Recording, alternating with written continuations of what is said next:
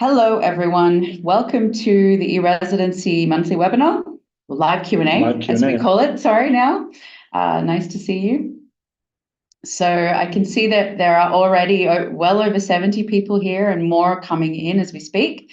So hi, Arjun. You can take a leave from Arjun and start introducing yourselves in the chat. Let us know where you're tuning in from in the world. Are you an e-resident? Do you have a company, whether it's in Estonia or not? What is the industry?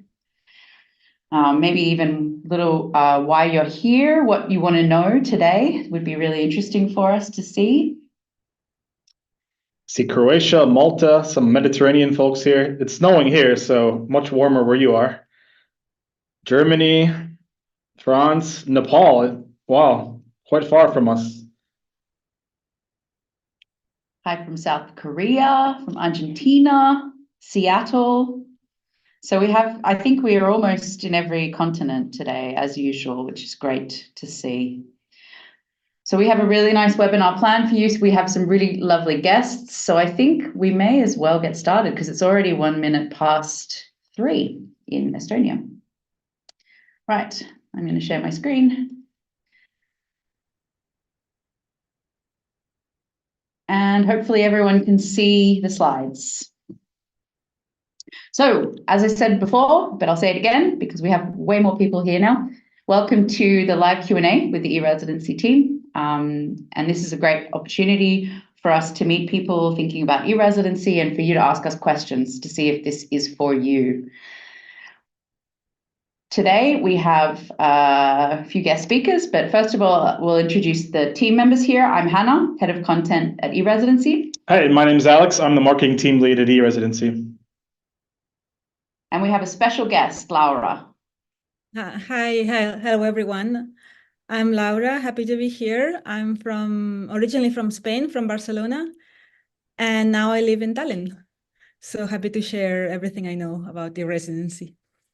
Thank you, Laura. And we also have a very special guest from Gate to Baltics. Reinis, please introduce yourself and Gate to Baltics. Hello, everyone. I'm very happy to be here. I am Reinis from Gate to Baltics, and we are one of the service providers who helps the e-residents to set up the companies and deal with the accounting and legal support in Estonia. I'm here to answer your questions about company setup and maybe some deeper tax-related aspects if we have time for that as well. Thank you, Reinis. And you can see how you can get in contact with Gate to Baltics on the slide. And also, I'm sure Reinis will share details in the chat and Q&A later on as well. Absolutely. Thank you. So the way that this will work,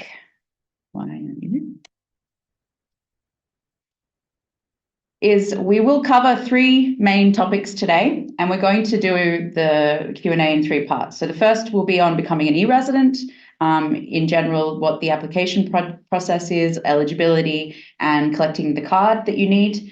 The second part will be on company formation and business banking, and the third part will be on taxes. If you have questions, I can already see it, the numbers are going up there, but if you have questions, please put them in the Q&A tab, because we also have online with us a couple of worker bees who will be answering questions in writing, and then we'll help them answer some live between each section of the webinar. You can use the chat to continue networking. I know that in the past webinars, people have made WhatsApp groups and found business partners and clients from there. So please continue that trend because that's really cool.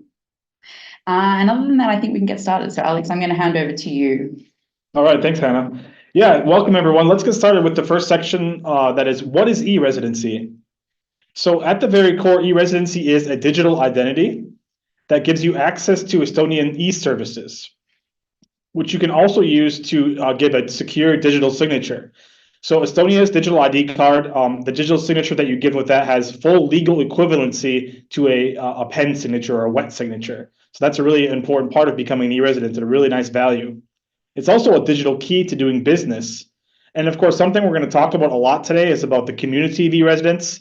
Laura is a part of that community, and this is another aspect of when you become an e-resident, you really get access to this networking community of people around the world. But it's also really important to talk about what e-residency is not. So e-residency is not a travel document. It's not a citizenship, a visa, or a residency permit, and it doesn't have any direct pathways to any of those things. It's also not automatic tax residency. So I know that might raise some flags for everyone here, but we have a specific tax section later, so we'll go over all the tax information. E-residency does not also give you automatic access to a business bank account, which again, we're going to talk about the option for business banking, but we just want to be clear on that. And also, it doesn't give you automatic access to a personal bank account in Estonia either. So who can apply for e-residency? E-residency is granted to individuals. Sometimes this is confusing for people. So it's granted to you as an individual, and then you use it to access these services, the top one being setting up a company. You have to have substantial interest in using the services here in Estonia and starting a company in Estonia. And of course, this probably doesn't apply to anyone here, but it's not open for Estonian citizens or physical residents of Estonia. And currently, just as a note, we have restrictions on new applications from Russian and Belarusian citizens. So why should you become an e-resident? First of all, when you become an e-resident, when you get your digital ID card, you can register an EU-based company 100% online from virtually anywhere in the world. And again, you can digitally sign documents to the highest eIDAS standards, as I mentioned earlier, as strong as a handwritten signature. Of course, you can also run your business remotely 24/7, with secure access to all these government services and other, private services in Estonia. So I think remote work is only getting more and more popular, especially after the pandemic. So for a lot of you, this is a big value. And of course, again, you get to join a community of 110,000 like-minded people from 170 countries. I think in the chat, we might have had 170 countries represented right here on this webinar. So really a big, diverse group of people. So what does the application timeline look like? So you're going to go to Estonia's Police and Border Guard Board and start your application for your residency. And there you will choose your pickup location. And this is where you have to go physically collect your digital ID card. You're going to pay the state fee. It's either 100 or 120 euros, depending on the pickup location you choose. Then you're going to wait for an approval. So Estonia's Police and Border Guard are going to do identity check, and then your card will be shipped from Estonia to your selected pickup location. Then you will need to travel to that pickup location, which is almost always an Estonian embassy. Bring your photo ID, give your biometrics, your fingerprints, and pick up your card in person.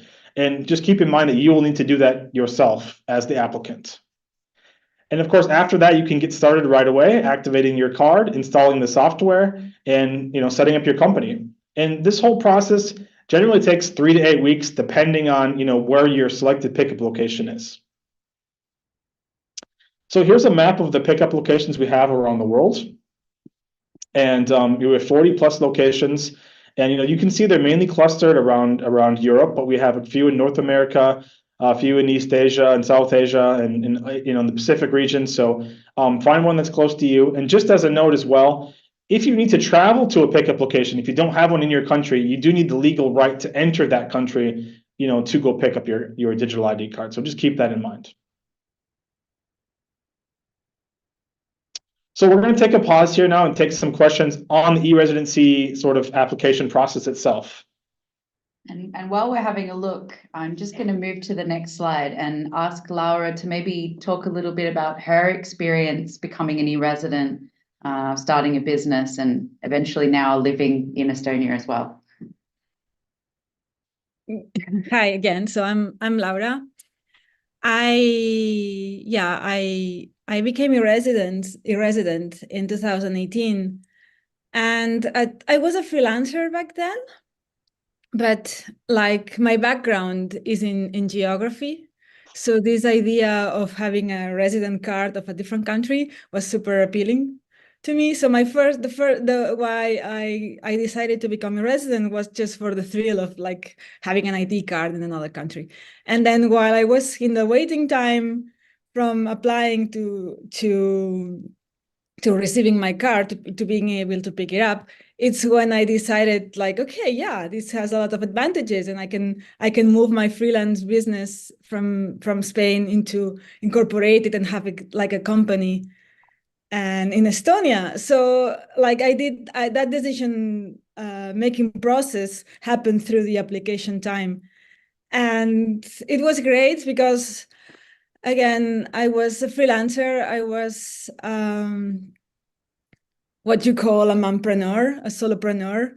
So I had my child and my little business and my clients in the US at the time, and doing virtual assistants and marketing assistants, and having like the business entity different from my personal finances was like really good and like an upgrade already. And I was married to a Lithuanian. Even we were living in Spain, we were already thinking of like, okay, where do we go next? Where do we move? And the idea back then in 2018 was to spend a couple of years like being a digital nomad, but slow traveling, like spending 2 years here, 2 years there, like taking it easy, but still maybe staying in Europe, but exploring many more places.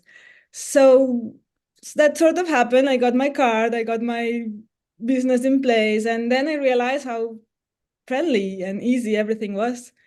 So because the thing is, like, when you decide to trade with Estonian company, like you have this, you link yourself, you bond with Estonia in a sort of emotional way. You become interested in what's going on in Estonia. You become interested with this country, and like there is this bond, and also you realize how easy things are. So you get like sort of invested, and that was important for two reasons. One, because as an entrepreneur with a small child, doing my work, having my clients, like having an administration partner that makes things easy for you is amazing. Like it's not that you fail and they send you a fine and you already have to pay 300 euros something. Like you can ask questions, you can make sure everything is going well, you can have all this accessibility that it doesn't happen in other places. So that was super important for me. Like, okay, this having this, I call it as a administration partner of your business, was awesome. And also because of this connection you create with Estonia, it was like, okay, you get curious about this place, and eventually like this place makes sense. And I ended up living here after spending some time because the culture you see in this tax administration company, EMTA, and the way they do business in Estonia, it's the same culture they have everywhere. So it's like, I find it very connected to this way of doing things, not only in business, but in life. So I ended up living in Estonia, moving to Tallinn happily ever since. Thank you, Laura. Thank you. And well, Yeah. So Laura, is it fair to summarize that you don't need to be in Estonia or come to Estonia to be an e-resident, but eventually it just kind of ropes you in and slowly pulls you, and you get more attached, and that's kind of what I'm hearing. Yeah, exactly. Okay. And not only about Estonian, because you end up meeting so many residents, and it's like everybody's so happy about having their business in Estonia. So it's like, yeah, it's like there is something magical about creating a business in the residency world. And I see in the slide there is a success that I want to share. Yes, please. Yeah, so my business life went from virtual assistant and then marketing assistant, and then like, because I had this company, I could create more things. I have books published on Amazon. I get some royalties from sometimes. And then I became a coach, and now I'm a coach, like a business coach and life coach. And lately I got infected by some bug of creating events. So now I'm creating events. I started creating networking events here in Tallinn, and I had my first big one 3 weeks ago, and it was amazing. And also, again, because I already had a company operating, I could get more facilities in order to work with vendors, because they already trust my corporation. Instead, I'm not a freelancer like asking to rent a venue. I'm a company, so I can pay later. I get like better terms because I have that in place. Congratulations. Thank you, Laura. So Hannah, I'm looking at the questions here. There's not a lot of questions about the e-residency process or picking up the car. I think we can probably move on to the next section. I just had one that Okay. I wanted to answer, which was I just need to find it again. Someone's asking about whether they'll get slides, and I just wanted to Yeah. one for the benefit of everyone, because tomorrow you will get an email with resources, follow-up resources, and including a link to our website where you can download these slides, and also other helpful resources and checklists and step-by-step guides and these kinds of things. So yes, you don't need to like scribble down the slide content, because you will get a copy if you want it. All right, so let's move on then. So we're going to now go into doing business in Estonia. So this first slide, I want to talk a little bit about why you might want to do that.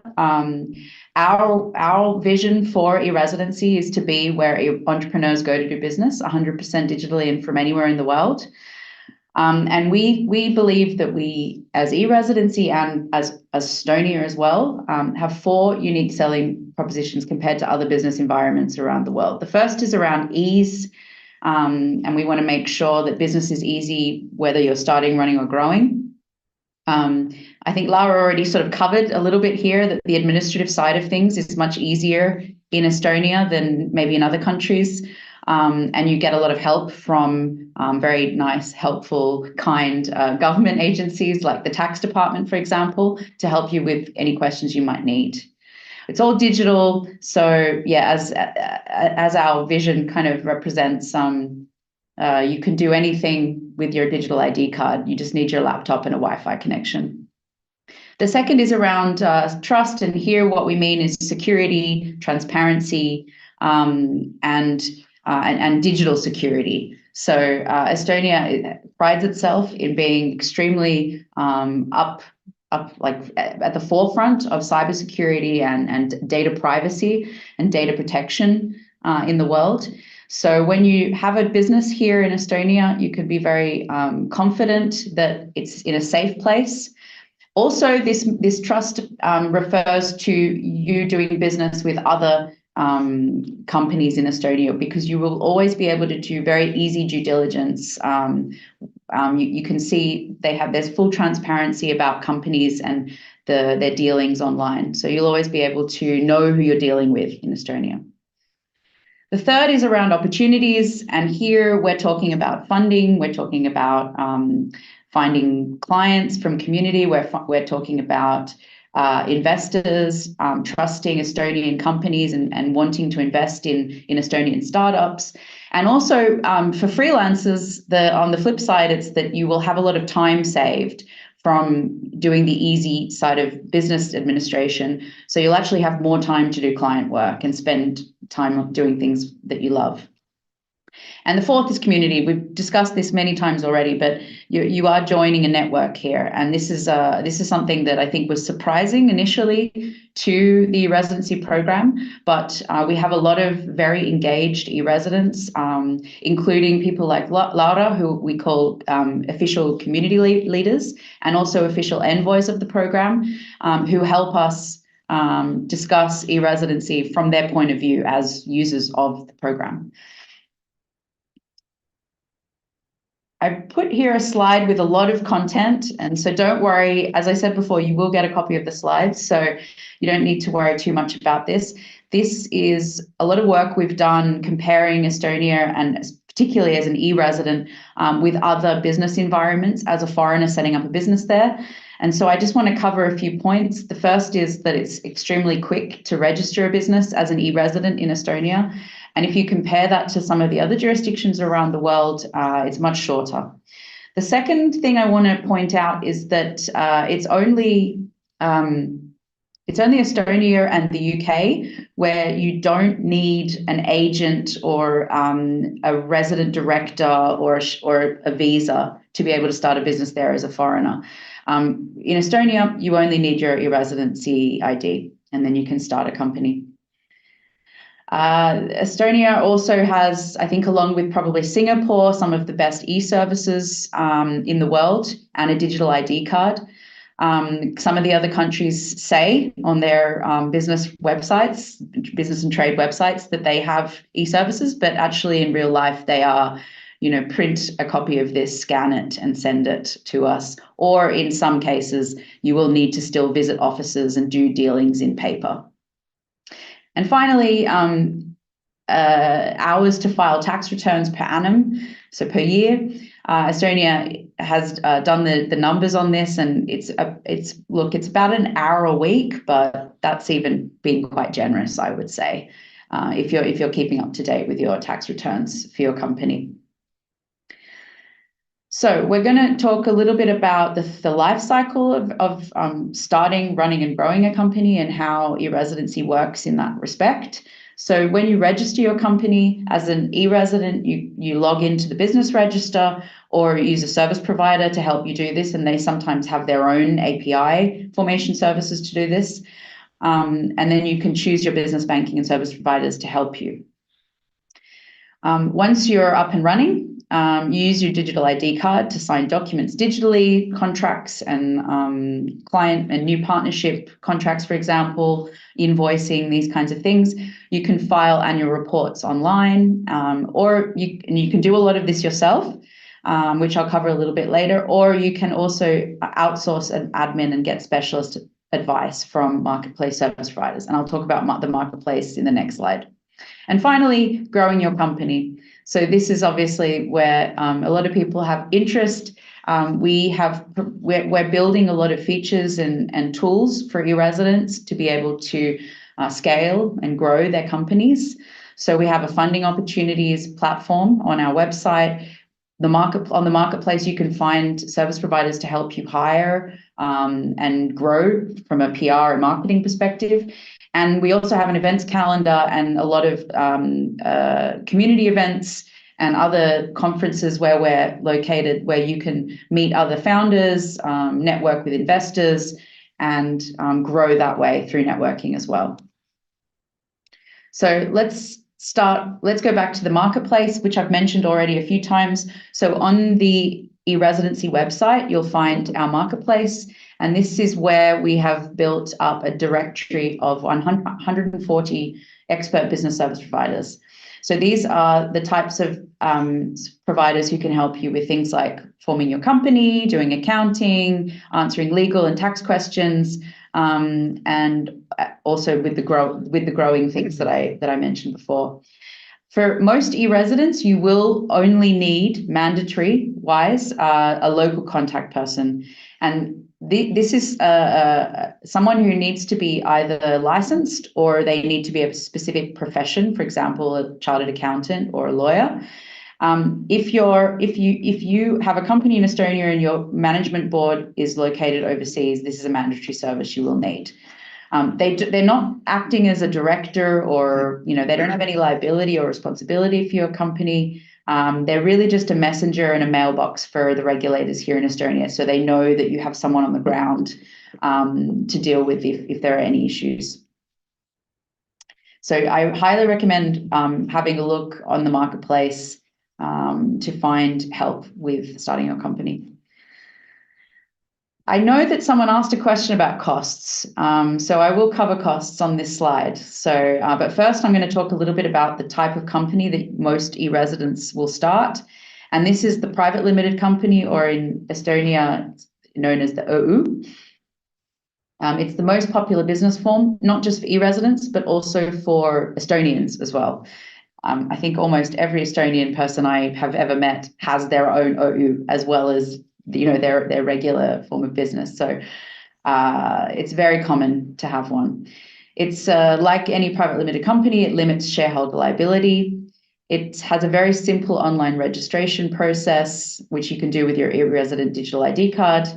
And it's suitable for all types of businesses. So whether you're a solopreneur or a mompreneur of one, whether you're a micro enterprise looking to grow, and maybe you have more shareholders coming in, startups, and also SMEs as well. So some of the really big companies in Estonia are still OÜs, as well as people who have it as a side hustle. The share capital for an OÜ starts from 1 centime per shareholder. And there are other types of companies. There's the public company, partnership, commercial and non-profit association.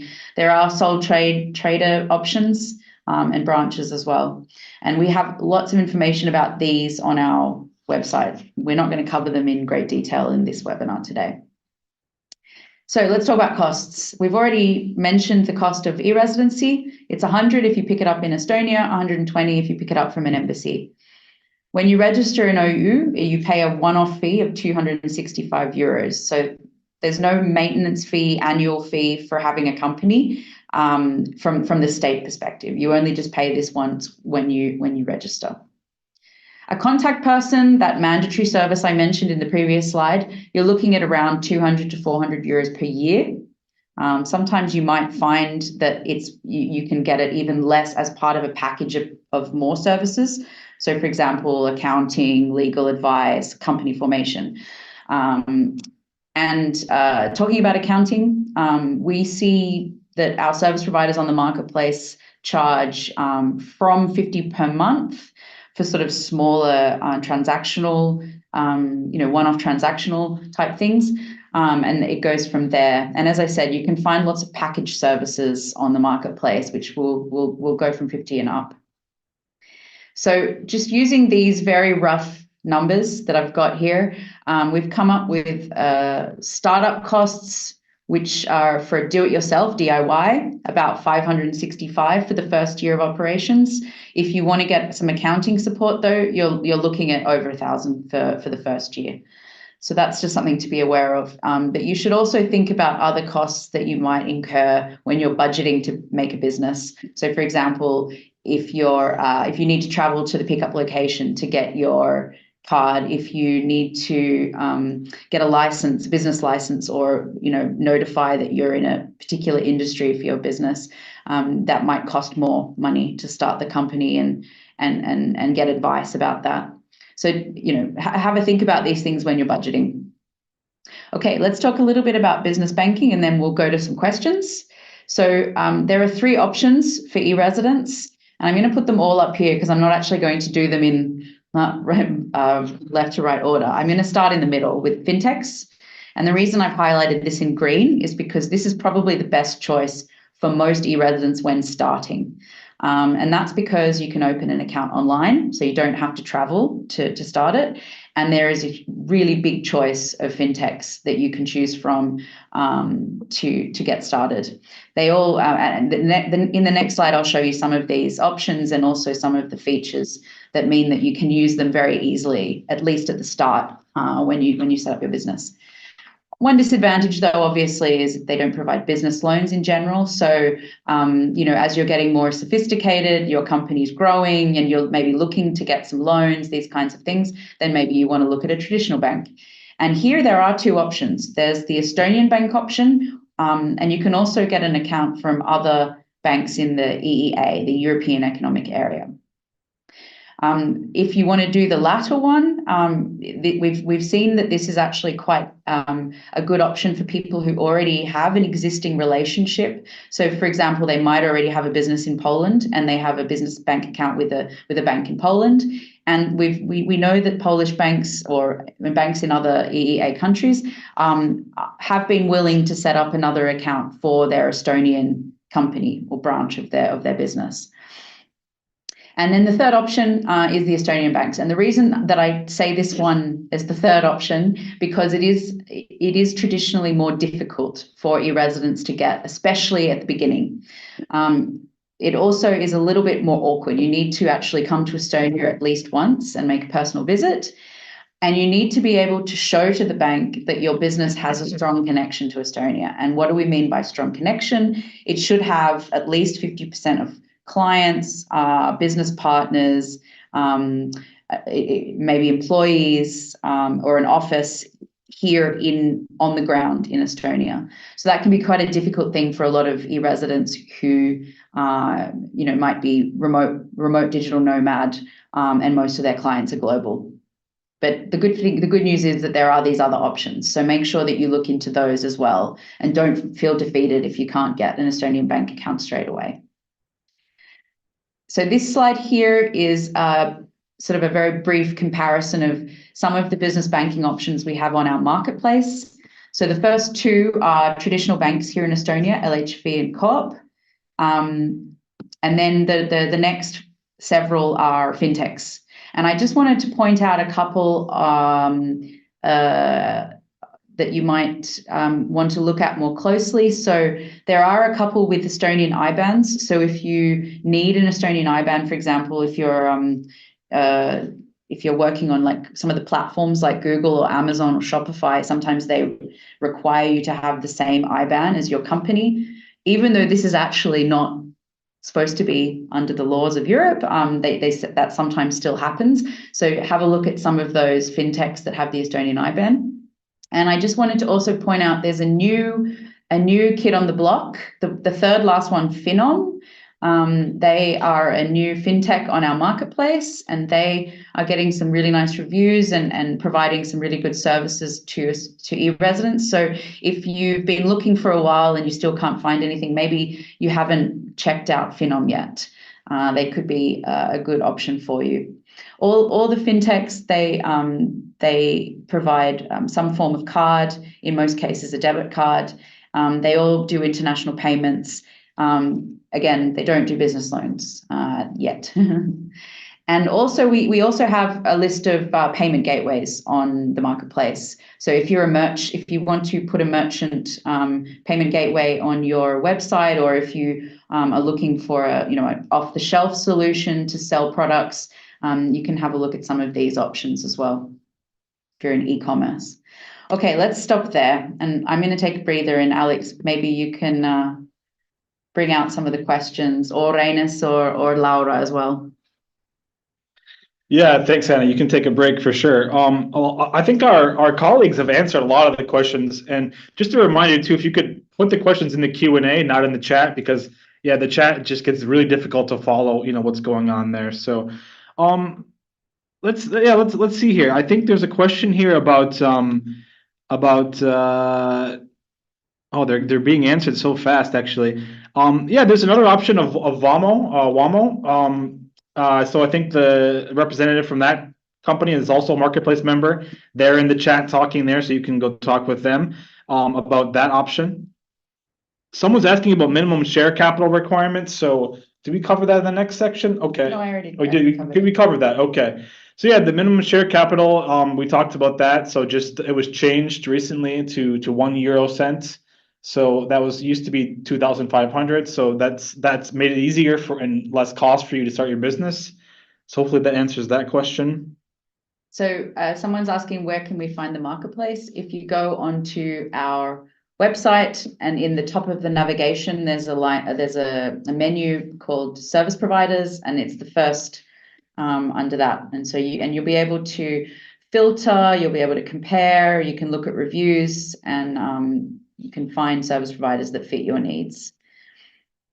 Someone was asking, do we need to use the affiliates, the service providers I mentioned? Mm-hmm. No, you don't, but just be aware that we have done some due diligence on these companies already to include them on the marketplace.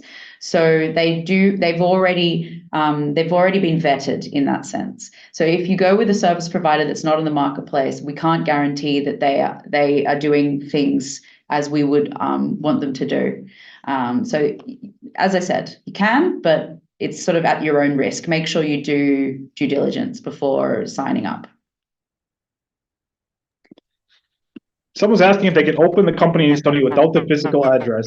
Oh, go ahead, Reinis. Sorry.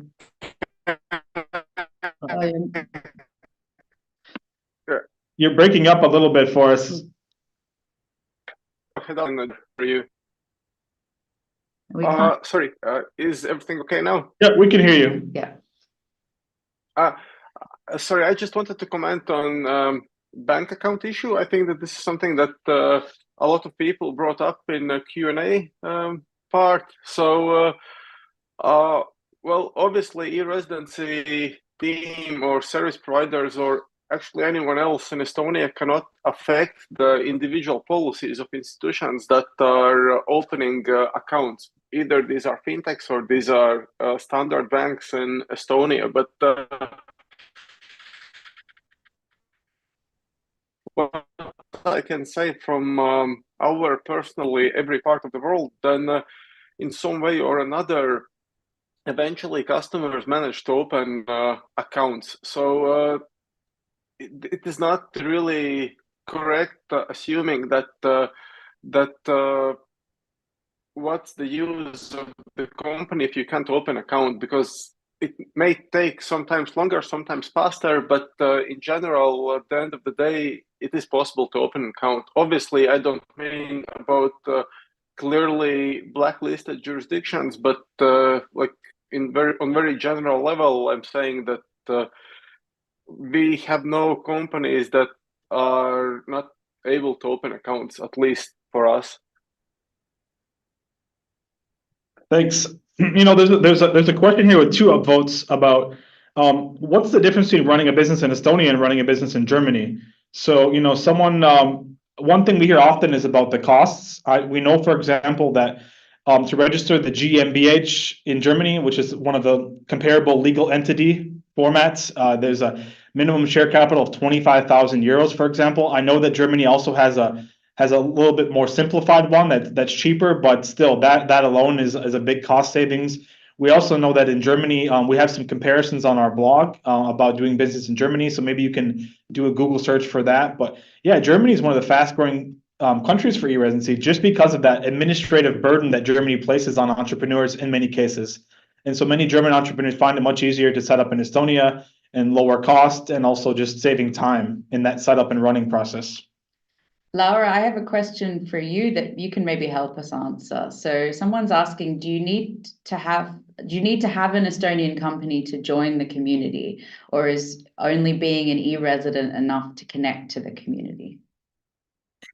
Of course, you don't need any Estonian company to join the community. Actually, you don't even have to be an e-resident. You can be thinking of becoming an e-resident and already join us. There is a Facebook group, and there is, other possibilities to connect with other entrepreneurs, I think. I'm quite new as a community leader, so like I'm still learning about all the possibilities, but I think there are events coming. And anybody who visits Estonia, just message me, find me on Facebook, and maybe we can organize a meetup or something. But yeah, I wanted to answer another question that disappeared. Go ahead. I guess it already got answered, but someone was asking if like English is enough for this, and I have to say yes. Like even broken English like mine is enough. And sometimes I am this kind of person that sends a lot of questions to the tax administration, to EMTA, and only a couple of times I got replied back in Estonian, but then it's so easy to just translate the thing, and if something, it's like Google Translator, it's incredible, it's very accurate, and if it's not completely clear, you can always answer back, and they always reply to you no matter, like if it's in English, you always get an answer, sometimes in Estonian, but very rarely. But the thing is, like they reply, which it doesn't happen in other countries. Thank you. So there are a couple of questions that are sort of associated. So one person is asking, is it necessary to open an Estonian bank account to operate your company? And no, it's not. As I said in the slide, you have options to open a bank account with any payment institution or credit institution that is headquartered in the European Economic Area. So I think your example was in Spain.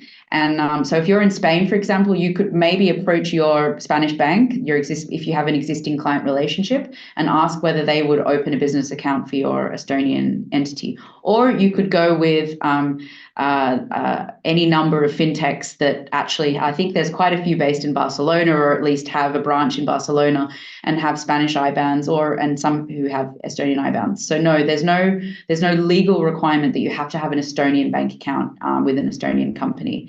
And this relates to another question that someone's asking about IBAN discrimination. I briefly mentioned it, and someone picked up on it. It is a problem that there are still companies and marketplaces, and I think even in some countries, like government agencies that are saying to people that their business their business needs to have the same country code or IBAN as their bank account. And actually under EU law, this is not the case. But the problem is that it hasn't been enforced very well. So eResidency has joined a coalition with a number of fintechs, including Wise, that was on our group, and some of the new ones like Finom and others as well, to try and call on the EU to actually get this enforced. But it's a slow process, and from what I understand, things are moving and things are changing. So some of the IT platforms have actually now loosened the requirements in their onboarding forms, so you can have a different IBAN. So I think things are slowly changing, but this is it's just the start. Okay, any other questions from anyone on the panel before I move on? Yeah, I think a lot of the questions are covered in the next. Yeah. Okay, I'm just making sure that I've ticked those off. Okie dokie. So let's move on to taxes. And the first thing to talk about here is that for many of you, you'll know this, but if this is maybe your first foray into business across border, doing business across borders, it's really, really complicated when you're looking at taxes. It's not a matter of saying my business is in a country and therefore all my taxes will be in that country. Because of the way that international treaties work between countries, regional agreements, and also domestic laws themselves work, for example, the US is a really good example here, you probably will have foreign tax liabilities in different countries. So, for example, where you live, when you spend your most time and do your most work, or if you have like a huge part of your business in another country where, for example, you have a lot of employees there and clients there, that could also raise permanent establishment issues, which is what we'll talk about in this section. So I'm going to cover this in very broad terms. And just to say that if you think that these things are going to affect you and the business that you create in Estonia, you should definitely speak to a professional, a tax lawyer, a tax consultant, an accountant to get specific advice, because every single situation will be different depending on how you structure your business, where you live, and where your employees are, and etc. So with that in mind, the first thing I'm going to go through are the 4 different types of taxes to be aware of. There are probably others that I haven't mentioned here, but they're going to be very specific to different business areas and also countries as well. So the 4 main ones to be aware of are the personal income tax. And generally speaking, you will declare this where you're a tax resident.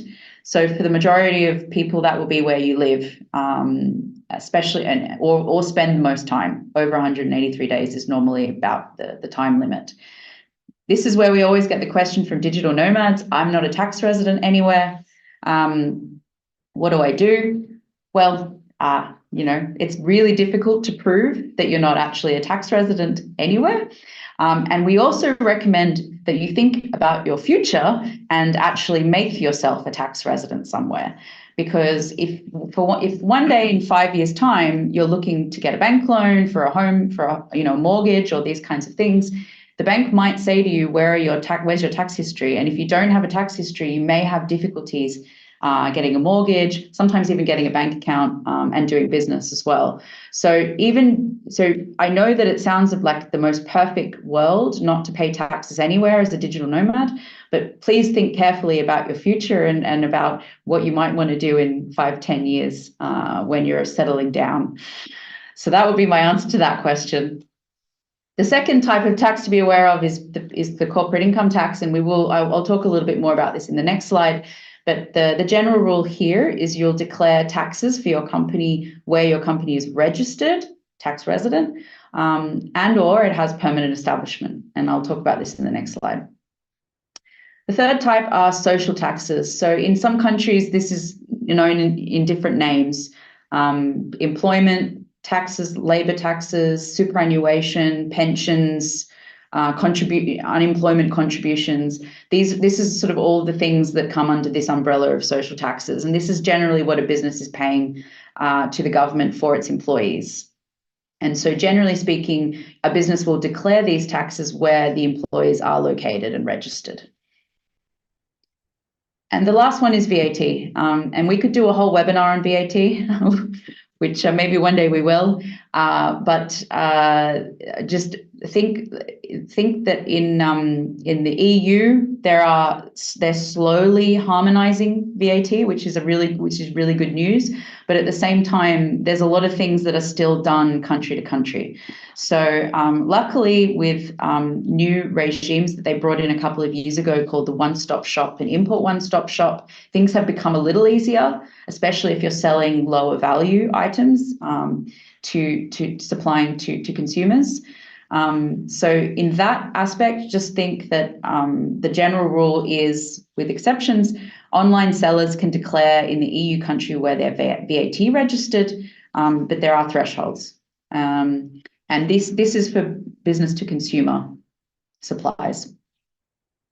Okay, let's talk a little bit more about corporate taxes, because it's the most important thing. The first thing to know is that your Estonian company will be automatically tax resident in Estonia upon registration.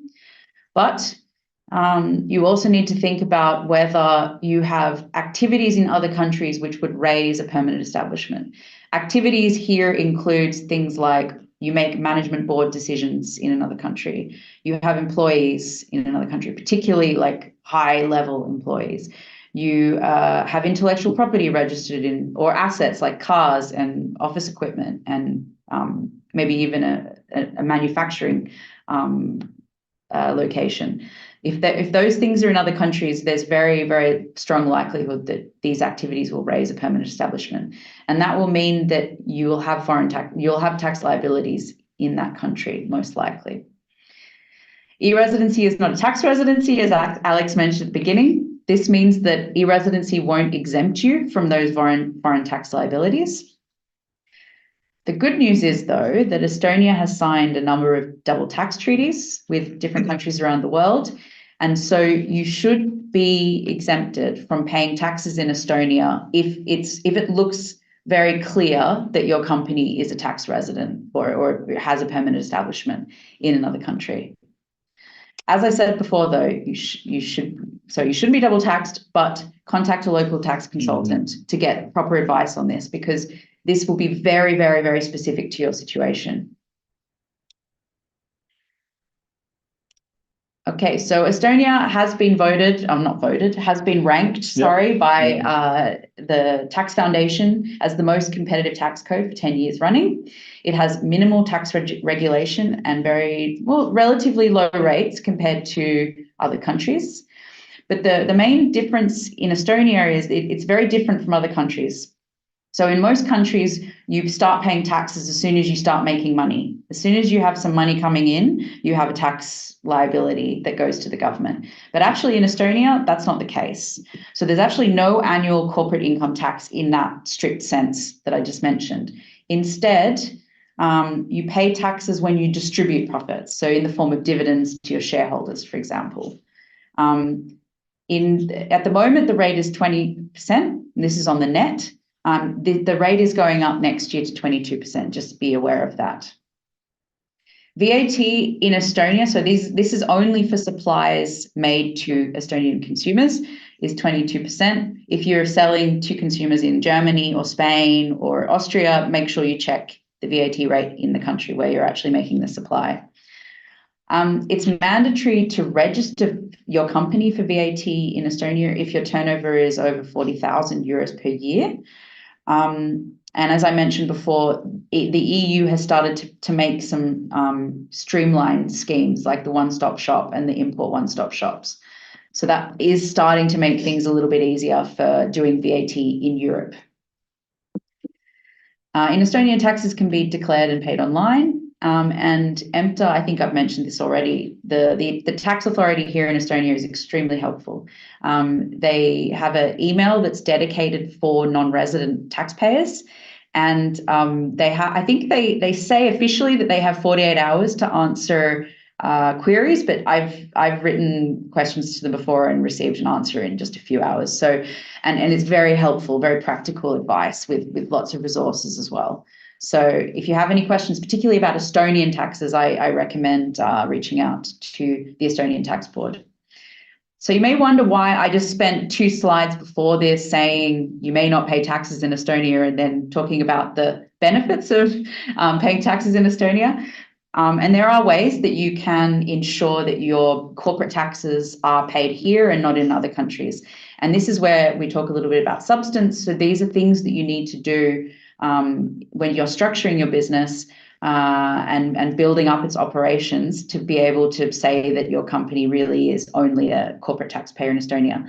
So, for example, doing things like renting an office here, hiring employees, holding board meetings, and like making strategic decisions and proving that this is where that you do those things, registering assets, whether it's physical assets or intellectual property. Relocating, like people like Laura have done. We actually do have a growing group of former e-residents, now residents here in Tallinn. And the other way to do it is to become a digital nomad, because when you're a digital nomad, especially if you're moving around a lot, it's very unlikely you'll create a permanent establishment for your business. So you might have difficulties with your own personal tax residency as a digital nomad, but doing corporate taxes it'll be much easier to argue that, yeah, you can pay the corporate taxes or not pay corporate taxes in the form of Estonia's tax system here in Estonia. And we've written about this on our website. Here is a link to that web page. And I've actually included here a couple of photos of real e-residents who are examples of some of these things. So the first one on the top is Miguel and Ignacio. They are digital nomads, and also they do travel to Estonia quite a lot. So they have a company here that's tax paying. And Julian is a new I think resident now. Relatively, I think. Yeah, he's recently moved from Germany to Estonia to get into the community and ecosystem here and start building his business from here. Right, so that's the end of the tax overview. I hope that was helpful. So let's look in the Q&A. Yeah, Hannah, I'll give you a break. And of course, our guests can jump in here too, but there's one really interesting question from Gabrielle that maybe I want to touch on. They're asking, how do other European countries accept that you open a business in Estonia versus opening the company in the EU country where you are a resident, right?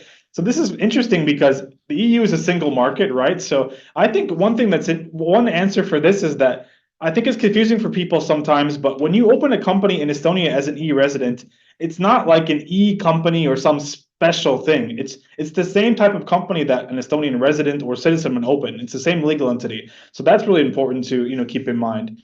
I guess maybe, Gabriel, what you're asking too is about taxes. So then you need to think about tax treatment based on what Hannah just talked about, where you're living and running the business, where you're making the board decisions, where you're generating the value for the company, that kind of things, and speak to a tax advisor. But in general, the EU is a single market, 26 countries, and people shouldn't care where your company is registered. If it's registered in an EU country, it should be treated the same. That would be my general answer.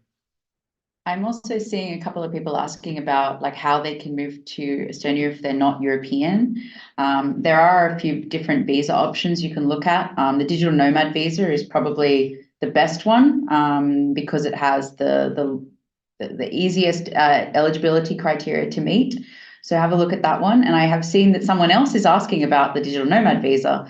So it's actually a D visa. So when you're applying on I think it's probably the Foreign Ministry website, make sure you choose the D visa, and you can choose a 12-month visa for that.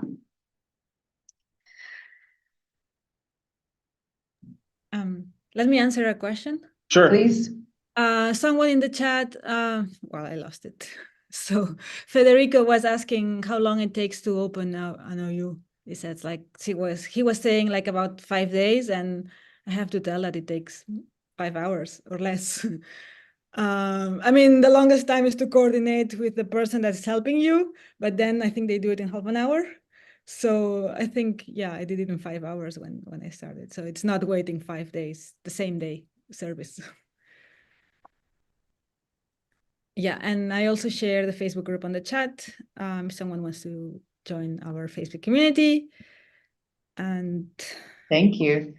And I think that other than that, I think most of the other questions are being answered. So maybe I can like finish off the slides here. I've only got two last things to share with everyone here.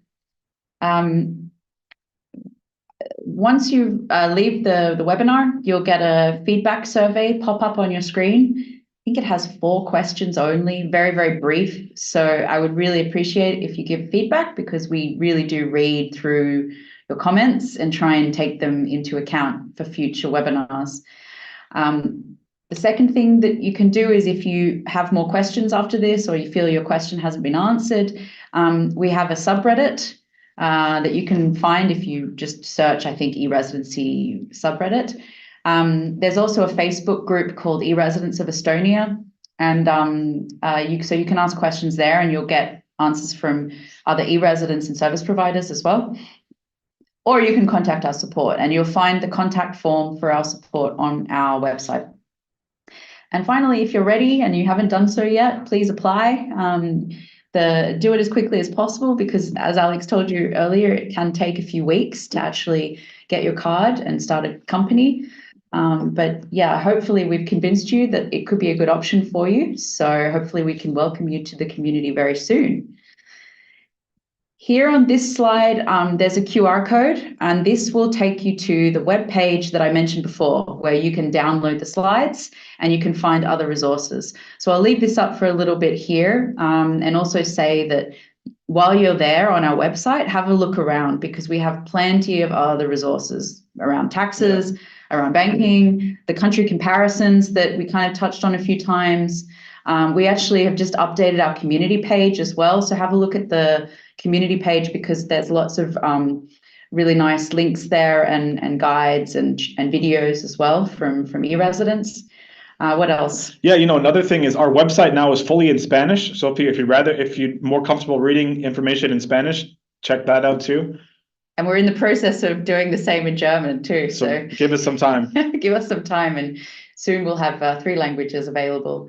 And we also have a really vibrant social media community, very busy, lots of content, especially on our shorts channels with our social media colleague, Brigitte, putting stuff out there regularly. So yeah, if you want to get inspired and see what other eResidents have been doing, what businesses they've been setting up, please have a look on social media, because that's where we share a lot of that cool stuff. Okay, so Reinis, you've been very quiet. I hope that everything's okay there. I've seen that you've been answering a lot of questions in writing. Yeah, thank you, Hannah. I tried to answer as many questions as possible, even though some of them were quite detailed. So obviously every case is very specific, and I suggest that so someone who wants to learn more detailed answers, they should reach out directly to us. Thank you. Yeah, and you can, I think that there's the possibility to make even a consultation as well, right, on your website. Definitely, so yeah. People should definitely have a look at the Gate to Baltics website, and if you're really serious about starting a business but need a little bit more help at the start, you can do that. You can set up a consulting session there. And Laura, thank you so much. What's up for you in the next few months? Have you got plans for the business and plans here? Yeah, definitely another event coming up in May. Yes. I think just before Latitude 59, which is an event for entrepreneurs and startups here in Estonia that brings so many people from everywhere. So I think I'll be creating another networking event before that. And yeah, Tallinn is always a nice place to do creative things. So happy to, I don't know, have ideas and and be doing amazing stuff. Thank you for joining us, and thank you very much for helping answer questions. And I'm looking forward to seeing you at Latitude and at the networking events. Thank you, Alex, as always. Thank you. And lastly, I just wanted to say, before that, thank you very much, Katrina and Lena, for helping with writing the questions. As always, you were doing it so quickly, we almost didn't have anything to answer, which is always a good thing. And finally, a big thank you to everyone for joining us. I think we had over 200 people here today, which is a really nice number. It felt very manageable, and it felt like there was a lot of networking going on in the chat, and some really, really great questions that we could cover. So thank you, and see you next